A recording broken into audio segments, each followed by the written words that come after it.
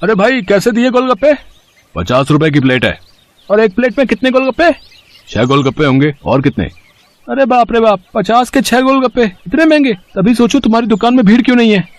मुझे फालतू की भीड़ चाहिए भी नहीं। मेरे पास वही लोग गोलगप्पे खाने आते हैं जो इन्हें खाने के लायक हैं। और तुम लगता है यहाँ नए हो। दाम पूछने से पहले ऊपर लगा बोर्ड ही पढ़ लेते। दाम और नाम दोनों लिखे हैं। मेरा नाम मशहूर है और ये मेरे मशहूर गोलगप्पे हैं। एक एक गोलगप्पा इतना करारा है कि तोड़ो तो आवाज 1 किलोमीटर तक सुनाई दे। और पानी जैसा ग्राहक चाहे। पूरे 10 तरह की वैरायटी है मेरे पास पानी की। और ये देखो, ये है मेरे गोलगप्पों की असली जान, मेरा ये खास मसाला।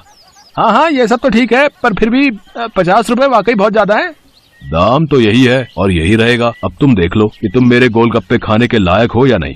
अरे ये क्या बात हुई? तुम ऐसे बात करते हो अपने ग्राहक से? नहीं, ग्राहक से तो नहीं, पर जो फालतू मेरा वक्त बर्बाद करे उससे मैं ऐसे ही पेश आता हूँ। चलो अब आगे बढ़ो और कोई सस्ता गोलगप्पे का ठेला ढूंढो। मशहूर ऐसा ही था। ये बात तो 100% सच थी कि वो गोलगप्पे बहुत ही अच्छे बनाता था, लेकिन इस बात पर उसे घमंड भी बहुत था।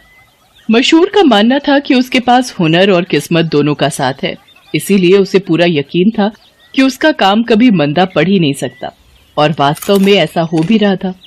मशहूर के पास भले ही ग्राहक कम थे, लेकिन उनसे ही वो अच्छा खासा मुनाफा कमा लेता था।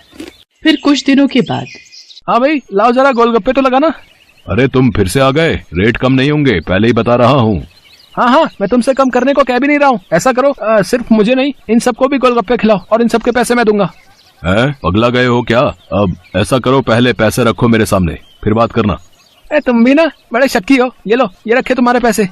इतना कहकर सूरज ने पूरे 2000 रुपए मशहूर के सामने रख दिए।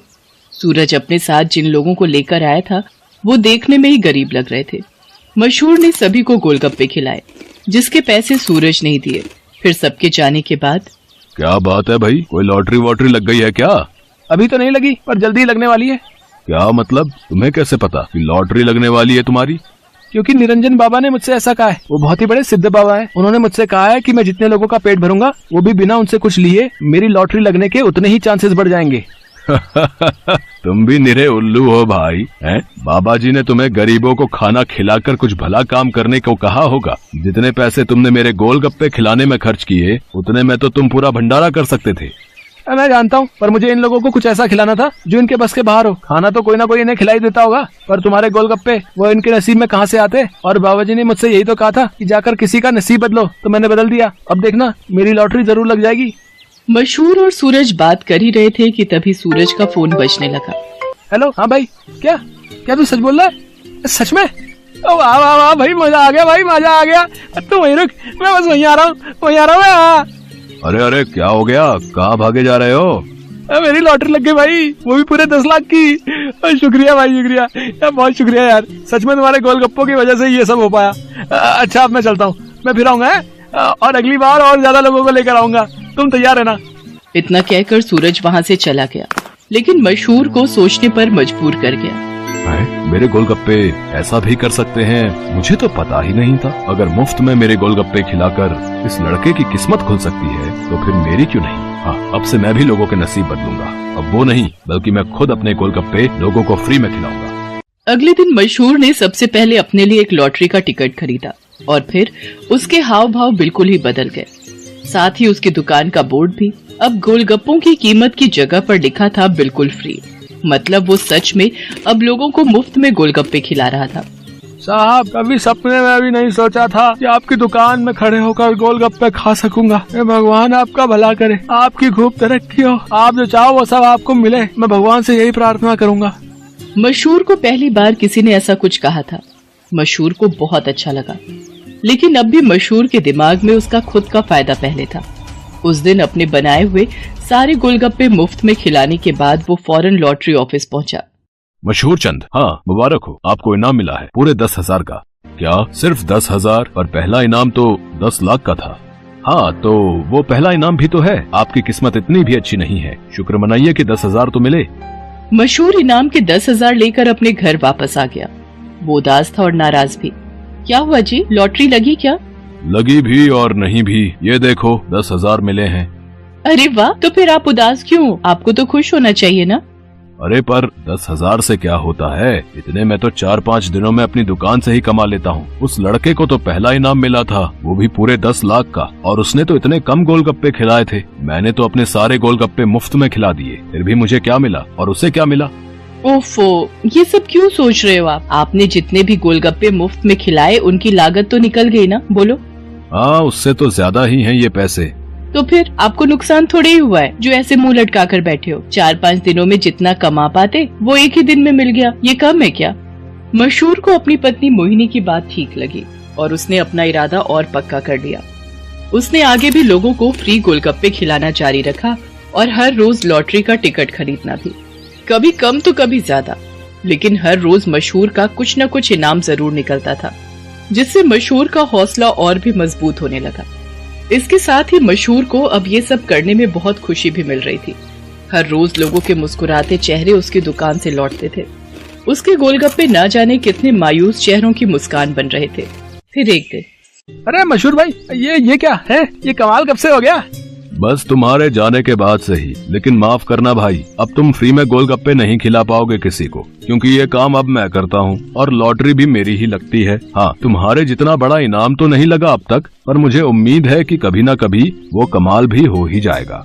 मशहूर की बात सुनकर सूरज मुस्कुरा दिया और उसने अपनी जेब से अपना विजिटिंग कार्ड निकालकर मशहूर को दिया और उससे बोला, कोई बात नहीं, ये मेरा कार्ड रख लो। अब लॉटरी का टिकट जब भी खरीदना हो तो बस मुझे फोन कर देना, ऑफिस तक आने की जरूरत नहीं पड़ेगी। सूरज के विजिटिंग कार्ड पर उसी लॉटरी ऑफिस का पता लिखा था जहां से मशहूर हर रोज लॉटरी की टिकट खरीदता था। असल में वो ऑफिस सूरज का ही था और उसी की वजह से हर रोज मशहूर का कोई न कोई इनाम जरूर निकल रहा था। कार्ड देखते ही मशहूर सारी बात समझ गया।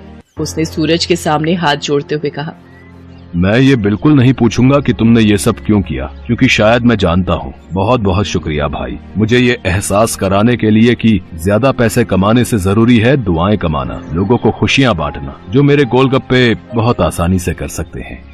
इसके बाद मशहूर ने कभी लॉटरी का टिकट नहीं खरीदा, बल्कि वो फिर से अपने गोलगप्पे बेचने लगा। लेकिन उसके गोलगप्पों का दाम पहले से बहुत कम था, जिसकी वजह से अब हर कोई उसके स्वादिष्ट गोलगप्पों का मजा ले पा रहा था।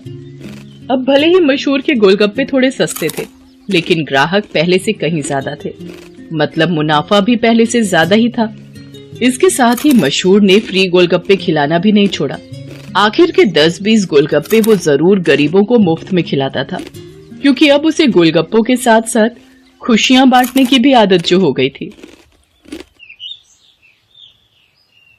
बाबा, आप आज गर्मा गर्म पानी पूरी बनाकर तैयार रखना। आज मेरे साथ सौम्या भी आएगी शाम को आपके हाथ की पानी पूरी खाने। हाँ हाँ लाडो, आज तुम दोनों सहेलियां कॉलेज से लौटते वक्त मेरे ठेले में आना। मैं तुम दोनों के लिए गर्मा गर्म पानी पूरी बनाकर खिलाऊंगा। हाँ मेरे प्यारे बाबा। रीना खुशी खुशी बस पकड़कर कॉलेज चली गई। कॉलेज में सौम्या को भी उसने ये बात बताई तो वो भी बड़ी खुश हुई। हाय, हरिया काका के हाथ की गर्मा गर्म पानी पूरी तो मुझे भी बहुत पसंद है। गर्मा गर्म पानी वो तो मैं भी खाऊंगी, वो तो मुझे भी बड़ी पसंद है, मैं भी चलूंगी खाने। ठीक है, फिर तुम दोनों चलना। शाम को रीना अपनी दोनों सहेलियों के साथ अपने बाबा के ठेले पर आ जाती है। हरिया बीच बाजार में गर्मा गर्म पानी पूरी बनाकर बेचता था। इस तरह की पानी पूरी शहर में कोई नहीं बेचता था, इसलिए कुछ अलग नाम सुनकर सभी उसके ठेले पर पानी पूरी खाने जरूर आते। धीरे धीरे रीना भी अपने बाबा से गर्मा गर्म पानी पूरी बनाना सीख गई। ऐसे ही समय बीतता जाता है।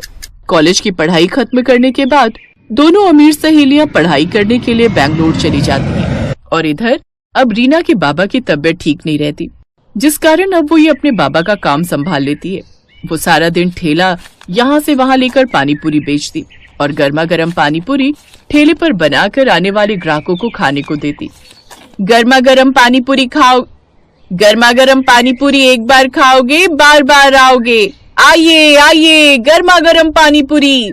कुछ साल और बीत गए और अब निधि और सौम्या की शादी दो सगे भाइयों से हो गई। उनके पति भी अमीर घर से ही थे। वो दोनों उन दोनों का खूब ख्याल रखते।